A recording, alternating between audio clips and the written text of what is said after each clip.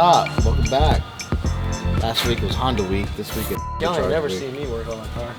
That's how you know we're short-handed. It was Nicholas. Hey, no, I'm down bad right now, boy. So the Motec firmware package for these cars is set up where it has to have pre and post throttle map sensors for torque calculations when you're normal driving. So we added one map sensor, and then Tony was like, from T1's like, I think we need to add a map sensor like pre-throttle body. I'm like, all right, well, we can do that. So Nick plumbed the airbox, added a temp sensor. Now he tapped the tube in between the airbox and the throttle body to add a 5-bar map sensor. So I think we're gonna be okay after this. And once that's on, it's kind of interesting looking at this calibration for this car, because like when I sit on the dyno, I'm used to going through all my tabs, like zeroing out boost, making sure it's on the wastegate. Fuel table look like? The fuel table normally go do this, and then the mid-range like 5,000, 6,000 bumps up and then comes down. Right now, what's gonna happen? Supercharger is gonna go up and then come back down. It's just when I'm giving the throttle low and the trims go positive because I haven't compensated for it.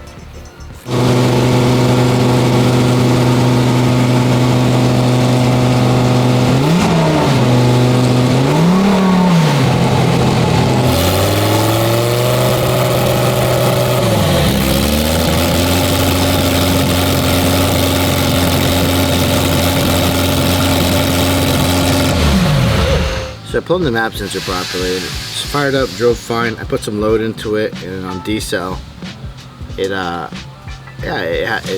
popped something off. The issue is I don't know where.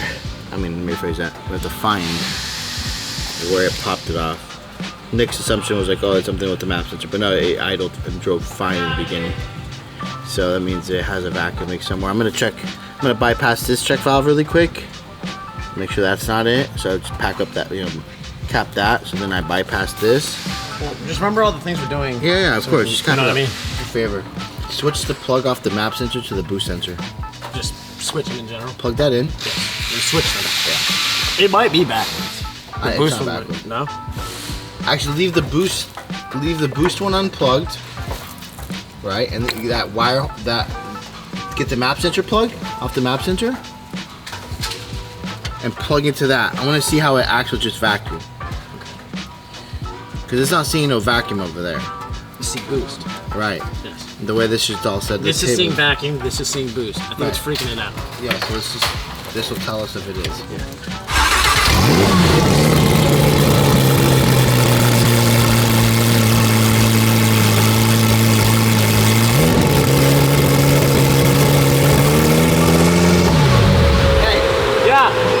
Plug it all back in how it was how we had it all set up the right way. What did he say? He's gonna remove it. Sure, there's not a vacuum leak. It sounds like there's a vacuum leak, but where? It's acting like the only thing we did was this. I understand that, but I did load it hard. What if I got a vacuum leak after? It was driving fine beforehand. But we didn't anything. So usually when I get a throttle servo issue, I understand we didn't. That doesn't mean to blow nothing off. Usually when I get a throttle servo issue, it's acting like a vacuum leak right now. It's acting like a big vacuum leak.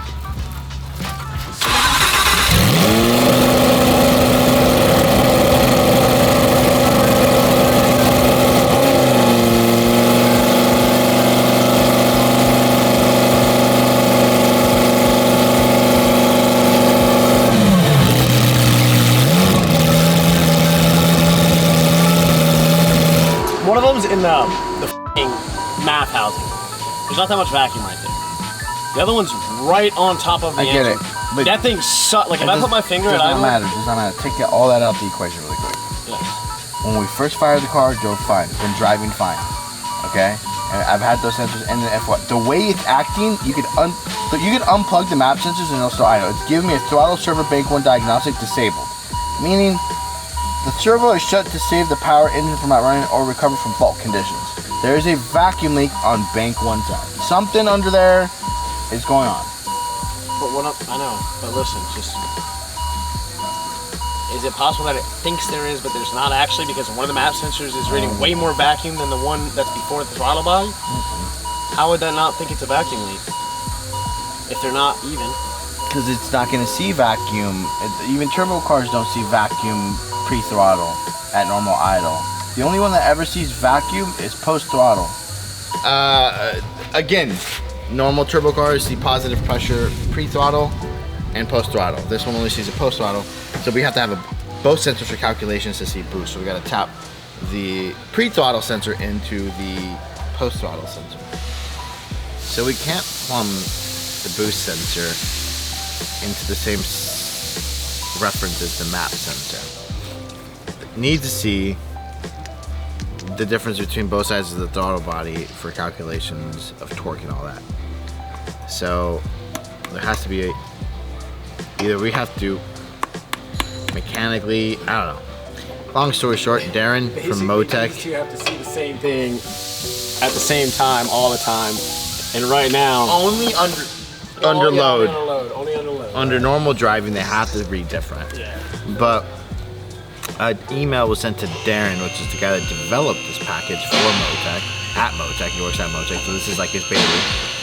He designed it all, so they're just waking up in Australia. So the bright side, when I get here in the morning, we'll have an update on what we need to do to make it work properly and finish the job. So bright side, it works fine and running. We have a solution.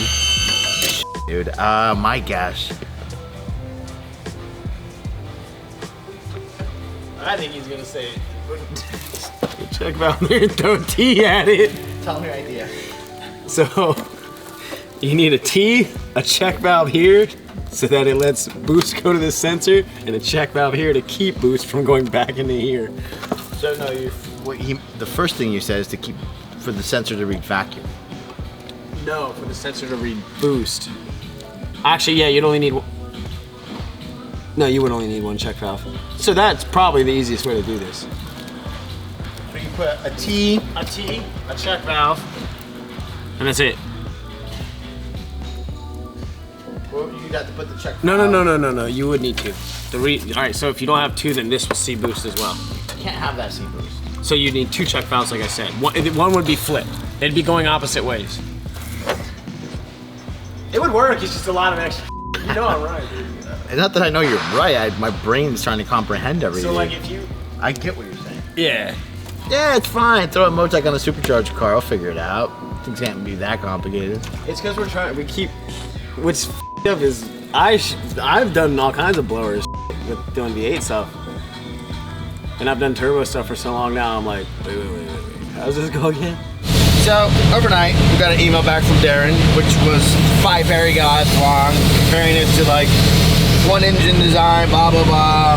More the conclusion: do this, do that, patch it this way, and that's what we're doing now. So let's get to the show.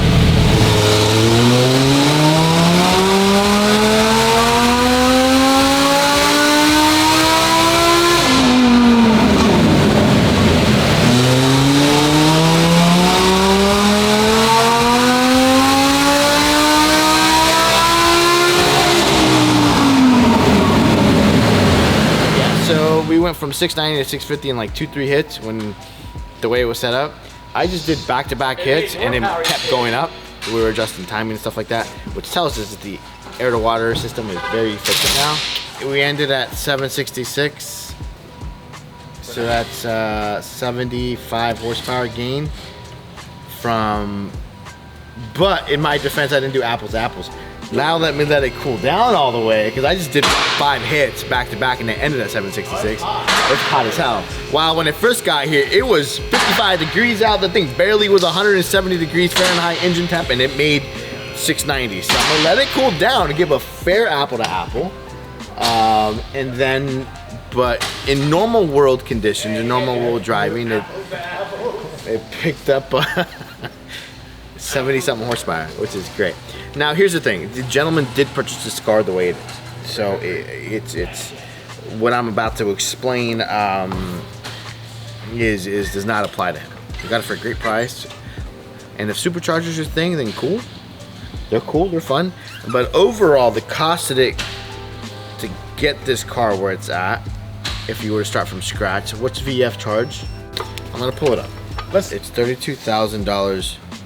Installed, right? No, not installed. Oh, okay. So then, yeah, that's even worse. I'm telling you, like. So $32,000 not installed. Let's just give it the benefit of the doubt and just say they charge $5,000. $5,000. No, they don't. Not how they do it. They have their own special tools. Let's just say $35,000. Let's just say $35,000 in store. So the same money. It's like 1,200. It's like a Stage 1 Plus. No, what are you talking about? Stage 2? Oh, that's like Stage 2 car. Yeah. It's an SR 1200 package, and some because the SR. Extra spicy.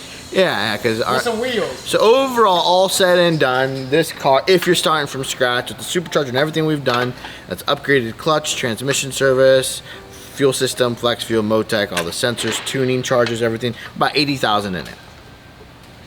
Our SR 1200 package is 72, low 70s plus tax. So let's just say SR 1200. SR 1200 makes 1,300 of the wheel. No, it makes 1,200. Oh, yeah. It makes 1,200. We limit it yeah. to 1,200. But the clutch, it has a Pro Max. Theoretically, I can sit there and hit a button and it makes 1,600. But the factory gears. You make a whopping $750 for 80,000, or you can make a whopping $1,250, 1,300 for the same price. 1,200. But hey, if this is your thing, and if you want to listen, I'm not knocking it. This is fun. This is great.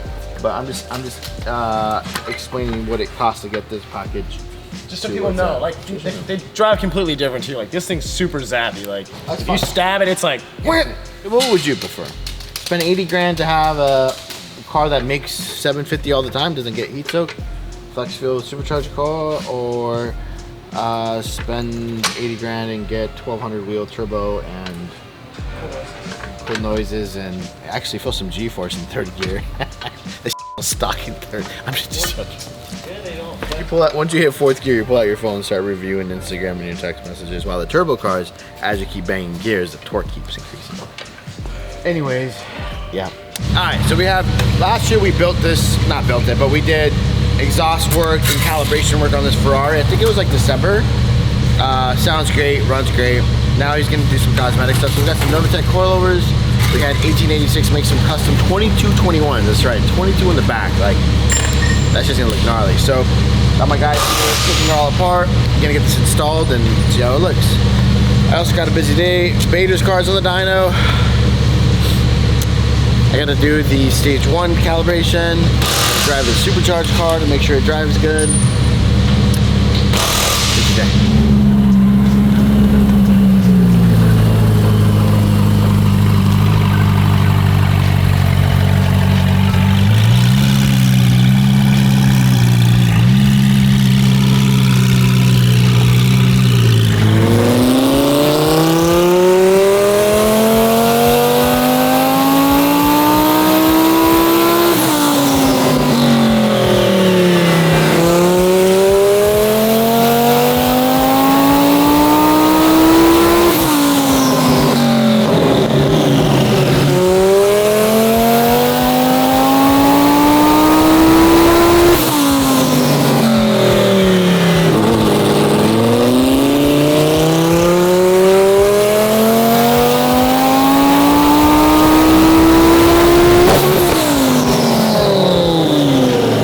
Built from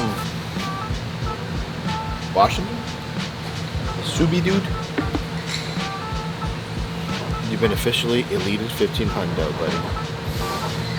Hey, for an Elite 1500, you get exactly 1500. But this guy's fucking about that life, as you guys saw in the last vlog, the way he drives. So he's like, yo, when the car gets home, fly out, let's go to the track and turn it up. So we'll have some 7-second passes out of this thing. Maybe a couple rods, the way that guy thinks. I like his style, I do like the party. So this thing's done with the dyno, but it still got a lot of work. We gotta put it back on the lift. It's got all the all-wheel drive harness. It's got the 17-inch rear drag package. So we gotta change the rear parking brake to the IROS caliper. A couple little things, but it'll be done by the end of the day tomorrow. And when you guys are watching this will be done with some sick images to follow along with it. Hopefully. If not, then I don't know what to tell you. Might be the thumbnail, who knows? Might be the thumbnail, might not. Might be this lovely stage 1. What about this stage 1? Belongs to Justin. I don't know much about Justin. Hit me up randomly and says, hey, I need a stage 1 build. Cool, got you. So, I am getting a note here. We used to have 2 different style of intercoolers, the smaller one and the big core. The smaller core we've made plenty of power with, had it for years, little M tanks. But having so many variables of things, it just less is more. So we just switched to the big core. So everything now is a big core that you see come out of here. So it's got the super cool red color. It's not called super cool red. I refer to it as super cool red because I think it's super cool. Red theme. About to flash out for Unitronic / GPRace Stage 1 calibration. We finished a supercharged car. You know that meme? That old dude drinking coffee, all stressed out? That's me this week.